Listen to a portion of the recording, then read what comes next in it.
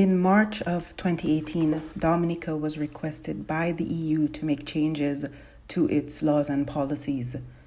The deadline stated in the EU letter was December 2018. It means that in effect, Dominica was given 9 months to make these changes.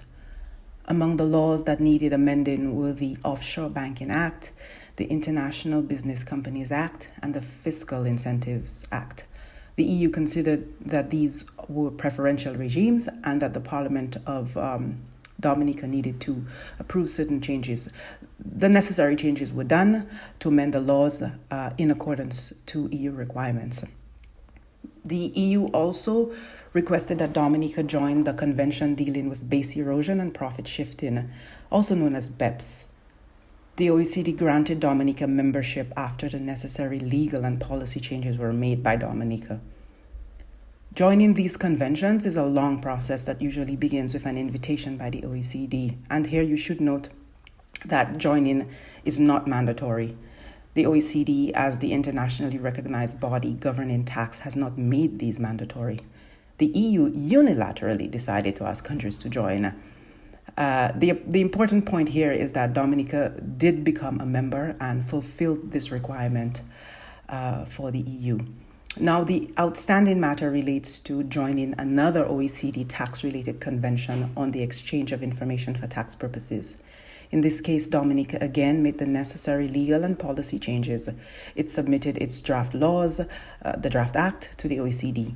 The OECD accepted the draft law as being in compliance with its requirements, and now OECD countries are in a process of internal consultation before issuing an invitation to Dominica to join.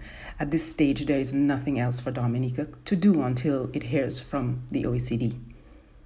The EU itself is aware of this and of the OECD internal process.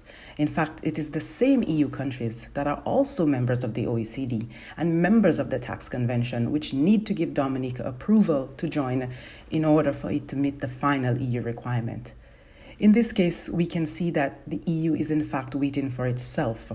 This is an irony in the process and one that demonstrates how flawed it is and how difficult it can be for small countries such as ours to try to meet the requirements of multiple governance bodies.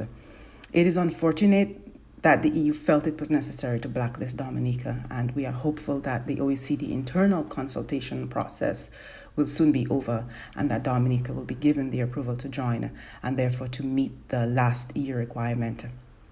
I felt that it was necessary to share this because you must know that there was nothing else that Dominica could have done in this matter.